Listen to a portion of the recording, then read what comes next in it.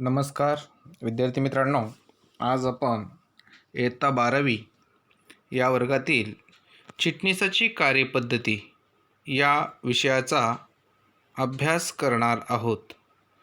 आजच्या या भागामध्ये आपण प्रकरण क्रमांक 2 यातील भाग विक्री या घटकाचा अभ्यास करणार आहोत. भाग विक्री म्हणजे नेमकं काय आणि भाग विक्रीची आवश्यकता कंपनीस का होते याच्याविषयी आपणास आज अभ्यास करावयाचा आहे. कंपनी ज्यावेळेस भांडवल जमा करते त्यावेळेस मालकीचे भांडवल आणि कर्जाऊ भांडवल अशा दोन भांडवलाचा वापर करत असते.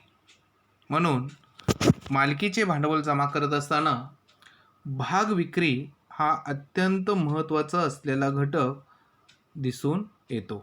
म्हणून आज आपण भाग विक्रीची प्रक्रिया नेमकी कशी होते याचा अभ्यास करणार आहोत.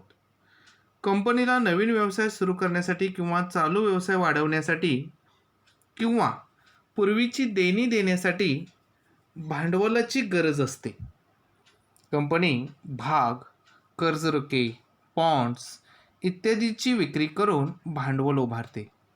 जर कंपनीस भाग विक्री करून भांडवल उभारावयाचे असेल तर ते पुढील भागांचे वाटप करते. म्हणजे जर कंपनीला मालकीचे भांडवल जमा करायचे असेल तर ते काय करते, तर पुढील भाग विक्री करून भाग भांडवलाची उभारणी करते. त्यामध्ये पहिला भाग दिलेला आहे अग्रहक्क भाग आणि दुसरा दिलेला आहे समहक्क भाग किंवा सामान्य भाग. त्याला समभाग असंही म्हटलेलं आहे. तर लक्षात, तर आपण अग्रहक्क भाग म्हणजे काय, समहक्क भाग म्हणजे काय हे सर्वसामान्यरित्या दुसऱ्या प्रकरणात पाहिलेलं आहे. लक्षात, तर ह्या भागांची विक्री करून कंपनी काय करते, तर भांडवल उभं करण्याचं कार्य हे करत असते.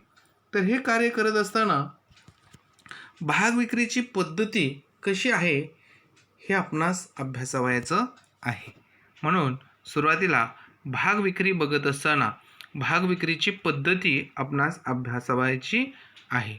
आता या भाग विक्रीच्या पद्धतीचा अभ्यास करत असताना सुरुवातीला आपणास सार्वजनिक विक्री दिलेले की कंपनी भागांची विक्री करत असताना सार्वजनिक पद्धतीने विक्री करते. त्यात प्राथमिक सार्वजनिक विक्री आणि नंतरची सार्वजनिक विक्री असे दोन घटक असलेले आपणास दिसून येतात. त्याच्यानंतर पुढचा घटक दिलेला आहे विद्यमान समहक्क भागधारक, म्हणजे कंपनीत मूळचे असलेले समहक्क भागधारकांना सुद्धा भागांची विक्री केली जाते. त्यात हक्क भाग आणि बोनस भाग याचाही अभ्यास आपण दुसऱ्या प्रकरणामध्ये केलेला आहे. त्याच पद्धतीने विद्यमान कर्मचाऱ्यांना सुद्धा काय केलं जातं बघा, तर या भागांचे वाटप केले जाते आणि त्यासाठी विद्यमान कर्मचारी ह्या क वर्गामध्ये आलेले त्यात कोणकोणता घटक आहेत आपण बघूया. तर ह्यात सर्वसामान्यरित्या बघत असताना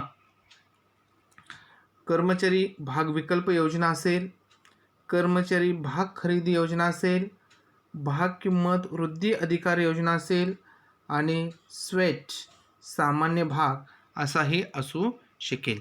त्याच पद्धतीने काही वेळेस कंपनी खाजगीरित्या भागांची विक्री करते. त्याच्यामध्ये हक्क भाग आणि अग्रहक्क पद्धतीने या भागांचे वाटप करत असते. तर अशा विविध प्रकारे भागांचे वाटप करण्याची क्रिया किंवा पद्धती आपण अभ्यासणार आहोत आणि त्या सहाय्याने कंपनी काय करत असते, तर या भाग भांडवलात उभं करण्यासाठी कार्य करत असते. तर त्यातला पहिला घटक आपल्याला बघावयाचा आहे ते म्हणजे प्राथमिक भाग विक्री किंवा सार्वजनिक भाग विक्री. आता सार्वजनिक विक्री म्हणजे जनतेस भाग खरेदी करण्यासाठी आव्हान करणे. कंपनी काय करते, जनतेला, सर्वसामान्य जनतेला भाग खरेदी करण्यासाठी आव्हान करून ह्या भागांच्या विक्री केली जाते. सामान्यतः कंपनी भाग विक्रीसाठी या पद्धतीचा वापर करते. कंपनी माहिती पत्रक प्रसिद्ध करून जनतेस भाग खरेदीसाठी आव्हान करते. त्यासाठी कंपनी दोन किंमत पद्धतीचा अवलंब करते. म्हणजेच कंपनी या दोन किंमत पद्धतीचा अवलंब करून काय करते, भाग विक्रीची प्रक्रिया ही सुरू करत असते. आलं लक्षात? म्हणून या डायग्राममधला पहिला घटक आपण पाहिलेला आहे प्राथमिक किंवा सार्वजनिक भाग विक्री. आलं लक्षात? त्याच्यानंतर आपल्याला पुढचा घटक बघायचा आहे काय, तर निश्चित किमतीस भाग विक्री. म्हणजेच सर्वसामान्य त्या किमतीला कशा पद्धतीने भागाची विक्री केली जाते याचाही अभ्यास आपणास करावायचा आहे. आणि हा अभ्यास करत असताना इथं आपण पाहू शकतो या पद्धतीमध्ये कंपनी माहितीपत्रक प्रसिद्ध करते, ज्यामध्ये भागाची संख्या आणि किंमत, बघा, ज्यामध्ये भागाची संख्या आणि किंमत ही काय केलेली असते, नमूद केलेली असते. म्हणजेच किंमत आणि ती काय आहे ती हे आहे ते दर्शवलेली असते किंवा नमूद केलेली असते. दर्शनी किमतीचा काही हिस्सा अर्जासोबत गुंतवणूकदाराकडून मागवतात. जेव्हा विक्रीचा कालावधी पूर्ण होतो तेव्हा कंपनीला तिच्या भागांना असलेली मागणी समजते. कंपनी दर्शनी मूल्यास किंवा वाढाव घेऊन भाग विक्री करू शकते. म्हणजेच आपल्या भागांना असलेली मागणी हे जास्त आहे की कमी आहे, म्हणजे भागाला जास्त मागणी असण्याची शक्यता आणि भागाला कमी मागणी असण्याची शक्यता, अशा दोन शक्यता दिलेल्या आहेत. तर या दोन घटकांचा विचार करून काय केलं जाते, कंपनी परत भागांची विक्री कशा पद्धतीने करावयाची याचा विचार करत असते. लक्षात? तर अशा रीतीने भागाची विक्री करण्यासाठी निश्चित किमतीला भाग पद्धती कशी विक्री केली जाते याचाही आपण अभ्यास करू शकतो. त्यानंतर आपल्याला बघायचं आहे बुक बिल्डिंग पद्धत. भाग विक्री करण्याची बघा कुठली पद्धत दिली आहे, बुक बिल्डिंग पद्धत. आता ह्या बुक बिल्डिंग पद्धतीचा ज्यावेळेस आपण विचार केला त्यावेळेस काय म्हणलेलं आहे बघा, तर या पद्धतीमध्ये भाग वाटप करणारी कंपनी भागाची संख्या आणि विक्री किंमत लिलाव पद्धतीने निश्चित करत असते. काय करत असते, तर ह्या सर्व घटकाचा विचार करून लिलाव म्हणजेच सर्वसामान्यपणे बोली लावून याची किंमत निश्चित करत असते. म्हणजेच कंपनी गुंतवणूकदारांना किंमत श्रेणी कळवते व गुंतवणूकदाराला त्या श्रेणीतील किमतीस बोली लावते. बघा, श्रेणीतील किमान किमतीला फ्लोअर प्राईज असं म्हणलेलं आहे, किंमत असे म्हणतात. आणि श्रेणीतील कमाल किमतीस कॅप किंमत असंही म्हणतात. जेव्हा भागाची किंमत निश्चित होईल त्यास कट ऑफ प्राईज किंवा विक्री किंमत असे म्हणतात. गुंतवणूकदार कितीही भागासाठी बोली लावू शकतो. बोली ही 5 दिवसासाठी खुली असते.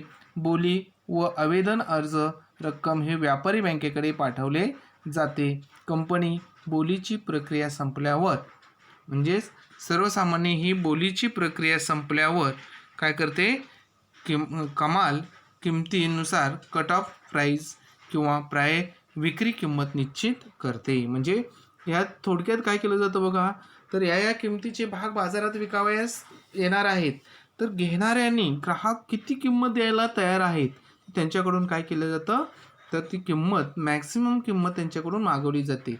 आणि त्या किमतीनुसार कंपनीला जे काही किंमत परवडेल किंवा कंपनीला योग्य वाटेल अशा ह्याला त्याला म्हणलेलं आहे कट ऑफ प्राईज असं म्हटलेलं आहे. तिथं काय केलेलं आहे, तर ती भागांची विक्री केली जाते. म्हणून अशा पद्धतीने भाग विक्री करत असताना ही बुक बिल्डिंग पद्धतीचा अवलंब केलेला आपणास दिसून येतो. त्यानंतर आपल्याला भागांची विक्री करत असताना कंपनी सार्वजनिक भाग विक्री सुद्धा करते. कंपनी काय करते, सार्वजनिक भाग विक्री करते. आणि कंपनी सार्वजनिकरित्या भागाची विक्री करत असताना दोन पद्धतीचा अवलंब करते. सार्वजनिकरित्या भागाची विक्री करत असताना किती पद्धतीचा अवलंब करते, तर या दोन पद्धतीचा अवलंब करते. एक प्राथमिक भाग विक्री आणि किंवा त्याला सार्वजनिक भाग विक्री म्हणलेला आहे, आणि नंतरची सार्वजनिक भाग विक्री हा घटक आपल्याला अभ्यासायचा आहे. त्यामुळे पहिला भाग विक्रीचा प्रकार त्यातला आपण पहिल्यांदा पाहूया, प्राथमिक भाग विक्री. आता प्राथमिक भाग विक्री ही कशी आहे याचा विचार आपणास करावायचा आहे. बघा काय म्हणलेलं आहे, तर प्राथमिक भाग विक्री या पद्धतीत कंपनी जनतेस प्रथम भाग खरेदी करण्यासाठी आव्हान करते. जनतेला काय करते? प्रथमतः आव्हान करते. नवीन कंपनी किंवा चालू कंपनी जेव्हा भांडवलाची गरज असेल तेव्हा जनतेकडून भाग विक्री करून भांडवल उभारते. म्हणजे ज्या वेळेस नवीन असेल तर पहिल्यांदाच आणि आवश्यकतेनुसार या कंपन्या आपल्या जवळच्या भागांची विक्री करून भांडवल जमा करतात किंवा उभे करतात. सुरुवातीला प्रथमच कंपनी जनतेला भाग विक्रीसाठी आव्हान करते त्यास प्राथमिक भाग विक्री असे म्हणतात. सुरुवातीला कंपनी जी भागाची विक्री करते नवीन कंपनी त्याला प्राथमिक भाग विक्री असे म्हणतात.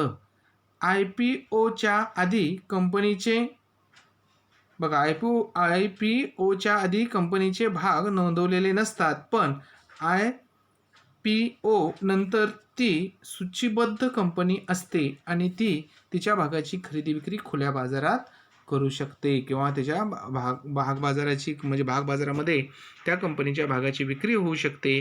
म्हणून कंपनी प्राथमिक भाग विक्री निश्चित किमतीस भाग विक्री पद्धतीने किंवा बुक बिल्डिंग पद्धतीचा सुद्धा वापर करू शकते. म्हणून इथं आपण सांगू शकतो या पद्धतीने ही जी कंपनी आहे ही कंपनी काय करते तर प्राथमिक भाग विक्रीसाठी निश्चित किमतीस भाग विक्री पद्धत किंवा बुक बिल्डिंग पद्धतीचा सुद्धा वापर करू शकते. आलं लक्षात?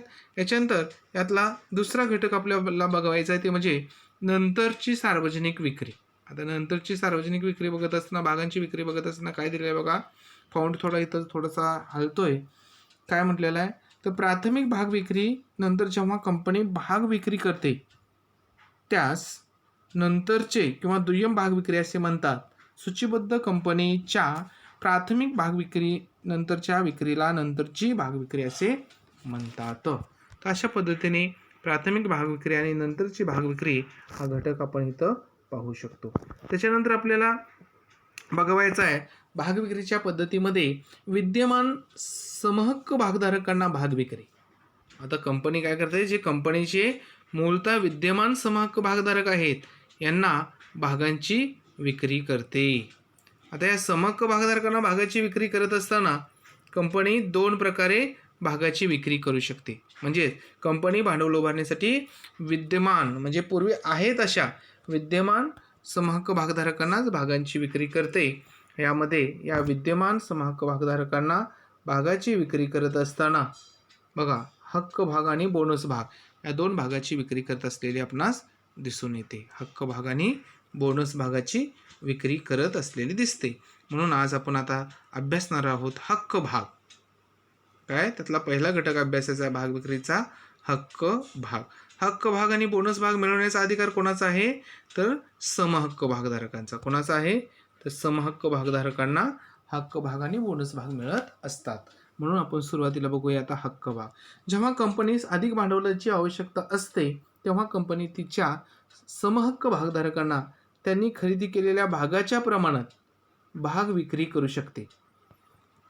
अशा भाग विक्रीस हक्क भाग विक्री असे म्हणतात. नवीन भाग विक्रीमध्ये विद्यमान भागधारकांना भाग खरेदीचा अग्रहक्क दिलेला असतो. म्हणजे जे आधीचे भागधारक आहेत त्यांना आधी अग्रक्रम दिलेला असतो. म्हणून हक्क भाग हे विद्यमान भागधारकांना दिले जाते किंवा विद्यमान सभासदांना दिले जाते. लक्षात? त्याच्यानंतर दुसरा घटक याच्यातला आता ह्या विद्यमान हक्क भाग विकण्याच्या काही तरतुदी दिलेल्या आहेत. या तरतुदींचा आपल्याला आधी अभ्यास करावायचा आहे. तरतुदीमध्ये पहिली तरतूद काय म्हटलेलं बघा. हक्क भाग विक्रीसाठी पुढील तरतुदी करावी लागते. 1. हक्क भाग विक्री किंमत ही बाजार मूल्यापेक्षा कमी असते. म्हणजेच जे विद्यमान भागधारक असतात त्यांना परवडावे म्हणून ती किंमत हे बाजारातील किमतीपेक्षा कमी असते. कंपनी लेटर ऑफ ऑफर हा दस्तऐवज विद्यमान भागधारकाला पाठवते. म्हणजेच काय करते एक पत्र पाठवते की अशा पद्धतीची भाग विक्री केली जाणार आहेत. लेटर ऑफ ऑफरमध्ये समाविष्ट बाबी. आता या लेटर ऑफ ऑफरमध्ये काय समाविष्ट बाबी असतात तर ते आपल्याला अभ्यासावायचं आहे. पहिला घटक याच्यामध्ये दिलेला आहे. त्यात देऊ केलेल्या भागांची संख्या, किती भाग आता देणार आहेत ते, भाग विक्रीचा कालावधी. हा कालावधी 15 दिवसापेक्षा कसा असतो तर हा कालावधी जो आहे तो 15 दिवसापेक्षा कमी असू नये व 30 दिवसापेक्षा जास्त असू नये. म्हणजे हा जो कालावधी दिलेला आहे भाग विक्रीचा, हा कालावधी 15 दिवसापेक्षा कमी आणि 30 दिवसापेक्षा जास्त असू नये. आलं लक्षात. त्यानंतर काय म्हणलेलं बघा याच्यामध्ये पुढचा घटक दिलेला आहे, हक्क त्याग करणे म्हणजे भागधारक हे त्याचे हक्क भाग दुसऱ्याची नावे करू शकतात. म्हणजे हक्क भागाचा किंवा हक्काचा त्याग करणे म्हणजेच भागधारक हे त्याचे हक्क भाग दुसऱ्याच्या नावे करू शकतात. त्याच्यानंतर पुढचा घटक दिलेला आहे, लेटर ऑफ ऑफर हे register post, speed post, courier किंवा इलेक्ट्रॉनिक पद्धतीने पाठवू शकतात. म्हणजे हे जे पत्र आहे हे सर्वसामान्य अशा तिन्ही म्हणजे वेगवेगळ्या पद्धतीने त्या ह्याच्यापर्यंत पाठवू शकतो भागधारकापर्यंत. लक्षात. त्याच्यानंतर पुढचा घटक दिलेला आहे, जर विद्यमान भागधारकांनी विहित मुदतीत प्रतिसाद दिला नाही तर भागधारक भाग खरेदीसाठी इच्छुक नाही असे गृहीत धरले जाते आणि ते न खरेदी केलेले भाग कंपनी नवीन गुंतवणूकदाराला विकू शकते. लक्षात. त्याच्यानंतर शेवटचा घटक याच्यामधला पाहायचा आहे आपल्याला, कंपनीने काढलेल्या हक्क भाग विक्रीसाठी किमान अभिदान 90% असते. म्हणजे कंपनीने काढलेल्या हक्क भाग विक्रीसाठी किमान अभिदान 90% असते. लक्षात. तर अशा पद्धतीने ह्या हक्क भागाची विक्री ही केली जाते. तर ह्या नंतरचा जो भाग आहे तो आपण पुढच्या भागामध्ये बघणार आहोत, म्हणजेच बोनस भाग. तत्पूर्वी इथंच थांबूया. धन्यवाद.